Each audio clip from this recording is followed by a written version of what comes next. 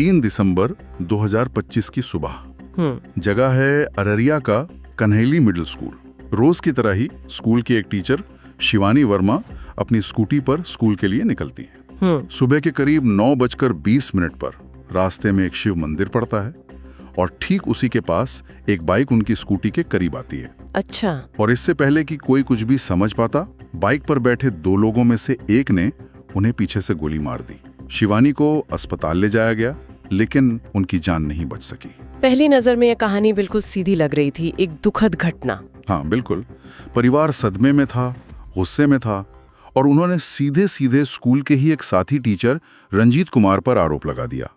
लगभग 1 वर्ष पहले उसी के विद्यालय का एक रंजीत नाम का टीचर था, वो भी उस पर शादी का दबाव बनाया था। बोला कि आप भी यूपी को, मैं भी, आप भी बीपीएससी टीचर, मैं भी हूँ, तो हम मुझसे शादी कर लो। तो इसका विरोध मेरी बहन ने कर दिया। बोला कि नहीं। भी जब वो आती थी स्कूटी से तो रास्ते में रंजीत के द्वारा और उसके दोस्त के द्वारा बाइक से बहुत तेजी से, उसी के विद्यालय का अध्यापक। तो मुझे लगता है कि ये स्कूल के ही स्टाफ ने मिलकर के, बाकी उसकी कोई इधर उधर कोई बात ही नहीं चलती दिया। उनका कहना था कि रंजीत काफी समय से शिवानी पर शादी के लिए दबाव बना रहा था और जब शिवानी ने मना किया तो उसने जान से मारने की धमकी भी दी थी। तो मामला एक तरफा प्यार में बदले की भावना से की गई हत्या का लग रहा था। बिल्कुल।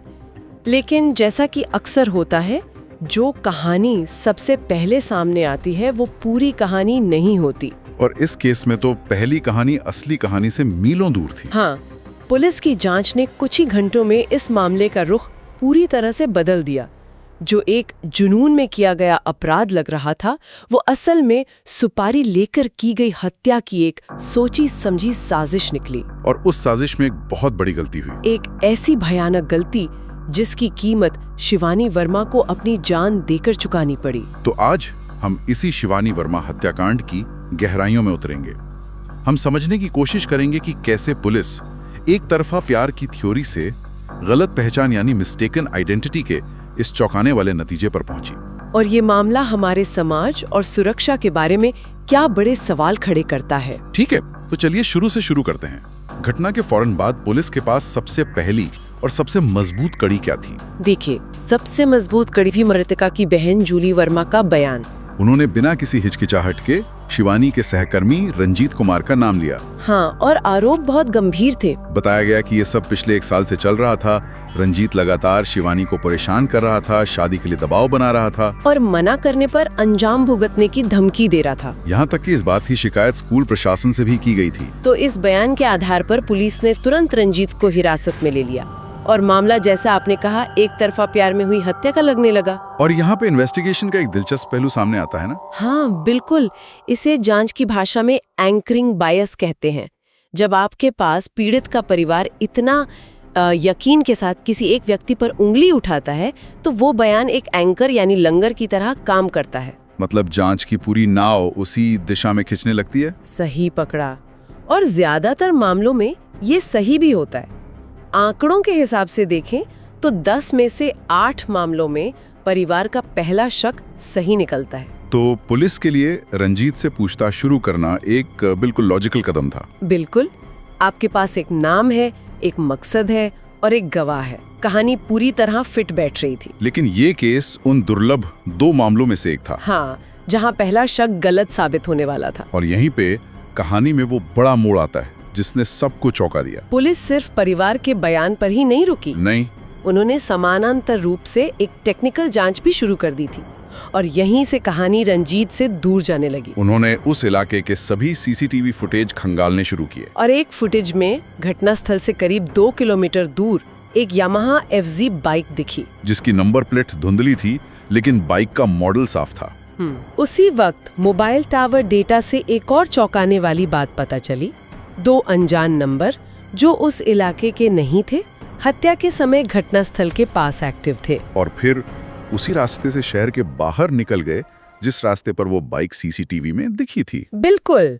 ये वो पहली कड़ी थी जिसने जांच की दिशा रंजीत से पूरी तरह घुमा दी। ये तो आधुनिक पुलिसिंग का एक बेहतरीन उदाहरण है। हाँ, एक तरफ मानवीय गवाही थी जो बहुत भावनात्मक और मजबूत लग रही थी, दूसरी तरफ ठंडा नक्कड़ डिजिटल सबूत था, सीसीटीवी फुटेज और सेल टावर लोकेशन। और जब पुलिस ने उन 2 अनजान नंबरों को ट्रैक करना शुरू किया तो वो उन्हें सीधे शूटरों तक ले गए। और फिर सिर्फ 48 घंटों के अंदर एक बड़ी गिरफ्तारी हुई, लेकिन इसमें रंजीत कुमार नहीं था। नहीं, पुलिस ने 2 शूटरों मोहम्मद मारूफ और मोहम्मद सोहेल और उनके साथ हुसैन आरा नाम की एक महिला को गिरफ्तार किया। ये कौन लोग थे और इनका शिवानी से क्या लेना देना था? ये सवाल सबके मन में था। और ये कोई खोखली गिरफ्तारी नहीं थी। नहीं, बिल्कुल नहीं। पुलिस को उनके पास से हत्या में इस्तेमाल हुई वही यामाहा FZ बाइक मिली, एक देसी कट्टा मिला और घटना के समय पहने गए कपड़े जूते भी बरामद हुए। ये एक बहुत बड़ी कामयाबी थी। जी, और यहीं पर पुलिस ने वो खुलासा किया जिसने पूरे मामले को पलट कर रख दिया। भवानीपुर प्राथमिक विद्यालय है, उसमें एक शिक्षिका पढ़ाती है जिनका अवैध संबंध या कहिए कि दोस्ती फारबिसगंज में ही फार्मूलेशन करने वाले अपना इलेक्ट्रॉनिक्स है, जनता इलेक्ट्रॉनिक्स का मालिक है, उसके साथ था। उसी की पत्नी के द्वारा ये राजा नाम के अपराधी है जो रामपुर का रहने वाला है, उसको सुपारी दी गई थी 2 लाख का कि हमारे पति को वो बातचीत दोस्ती रखती है, उसे रास्ते से हटाने के लिए।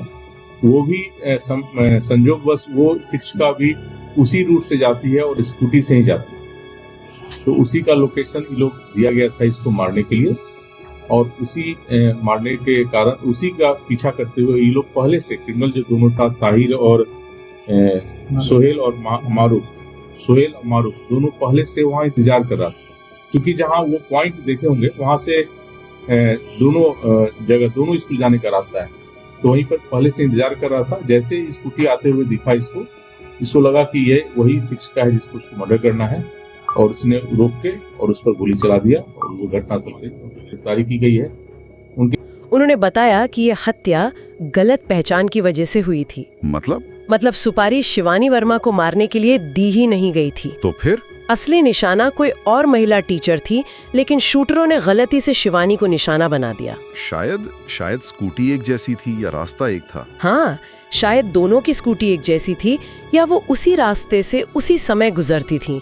जो कहानी एक सहकर्मी के जुनून से शुरू हुई थी, वो अब एक भाड़े के कत्ल की साजिश में बदल चुकी थी। 1 मिनट, ये तो बहुत उलझन वाली बात है।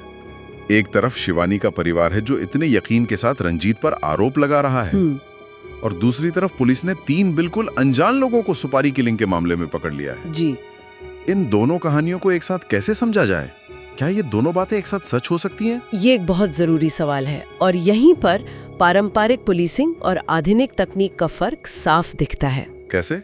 जब पुलिस ने शूटरों और साजिशकर्ता हुसैन आरा को पकड़ा और उनसे पूछताछ की, तो पूरी साजिश सामने आ गई।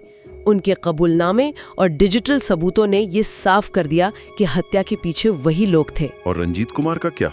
दूसरी तरफ जब रंजीत कुमार की लोकेशन और कॉल रिकॉर्ड्स की जांच की गई, तो उसके खिलाफ कोई भी ठोस सबूत नहीं मिला। जिस वक्त हत्या हुई, हाँ, उस वक्त रंजीत की लोकेशन कहीं और थी और उसका इन शूटरों से दूर दूर तक कोई संबंध नहीं था। तो इसका मतलब रंजीत को रिहा कर दिया गया? हाँ, सबूतों के अभाव में उसे रिहा करना पड़ा। तो फिर परिवार के आरोप का क्या? अब यहाँ 2 संभावनाएं हो सकती हैं। पहली, कि परिवार ने किसी पुरानी रंजिश या शक के आधार पर रंजीत का नाम ले लिया हो। और दूसरी संभावना ये है, और ये ज्यादा जटिल है, कि हो सकता है रंजीत द्वारा शिवानी को परेशान करने की बात सच हो, लेकिन उसका इस हत्या से कोई लेना देना ना हो। ओहो, वो एक बिल्कुल अलग मामला था जो संयोग से इस हत्याकांड के साथ जुड़ गया। वाह, मतलब 2 अलग-अलग अपराध एक ही समय पर एक ही व्यक्ति के साथ घट रहे थे और एक ने दूसरे को ढक लिया। बिल्कुल, और पुलिस का काम कितना मुश्किल हो जाता है ऐसे में, सच और संयोग के बीच का फर्क पता करना। जाहिर है इस घटना ने पूरे इलाके को, खासकर स्कूल और शिक्षकों के समुदाय को झकझोर कर रख दिया होगा। जरूर, स्कूल परिसर में सन्नाटा पसरा होगा और बच्चों के माता पिता में डर का माहौल बन गया होगा। जब एक शिक्षक की दिन दहाड़े सरेआम हत्या हो जाती है, तो ये सिर्फ एक व्यक्ति की मौत नहीं होती। नहीं, ये पूरे समुदाय के भरोसे और सुरक्षा की भावना पर हमला होता है। और अगर हम इसे और बड़े पैमाने पर देखें, तो ये केस कई गंभीर मुद्दों पर रोशनी डालता है। बिल्कुल, पहला मुद्दा तो यही है जो इस केस के केंद्र में है, सुपारी किलिंग, यानी भाड़े के हत्यारों का इस्तेमाल। लेकिन अरियरिया जैसे छोटे शहर में सुपारी किलिंग, ये तो बड़े शहरों या गैंग वॉर की कहानियों में सुनने को मिलता है। सही कहा आपने। ये अपराध के बदलते चेहरे का संकेत है।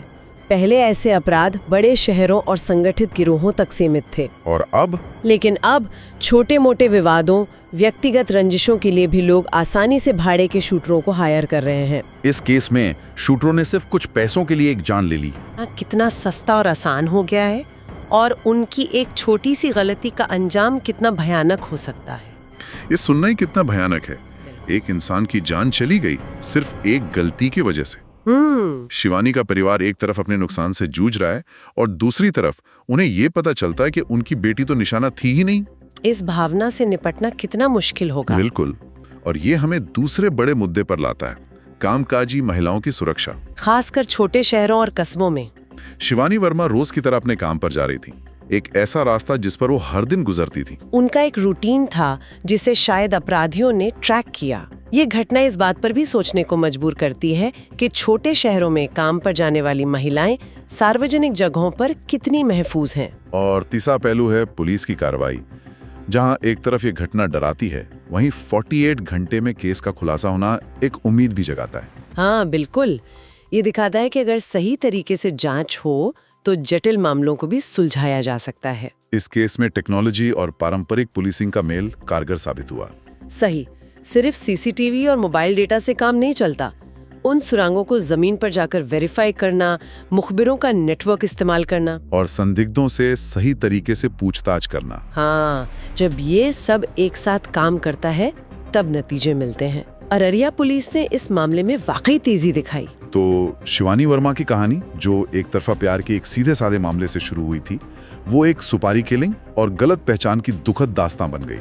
पुलिस ने शूटरों और साजिशकर्ता खुशनारा को तो पकड़ लिया है, लेकिन कहानी यहाँ खत्म नहीं होती। हाँ, अभी भी कई सवाल बाकी हैं। बिल्कुल, अभी मामले की पूरी फोरेंसिक रिपोर्ट आनी बाकी है, जिसमें गोली का मिलान, बाइक पर मिले फिंगरप्रिंट्स और दूसरे सबूतों की वैज्ञानिक पुष्टि होगी। और उसके बाद अदालत में एक लंबा मुकदमा चलेगा। हाँ, जहां इन सबूतों को परखा जाएगा और हो सकता है कि इस साजिश में कुछ और लोग भी शामिल हों, जिनकी तलाश अभी जारी है।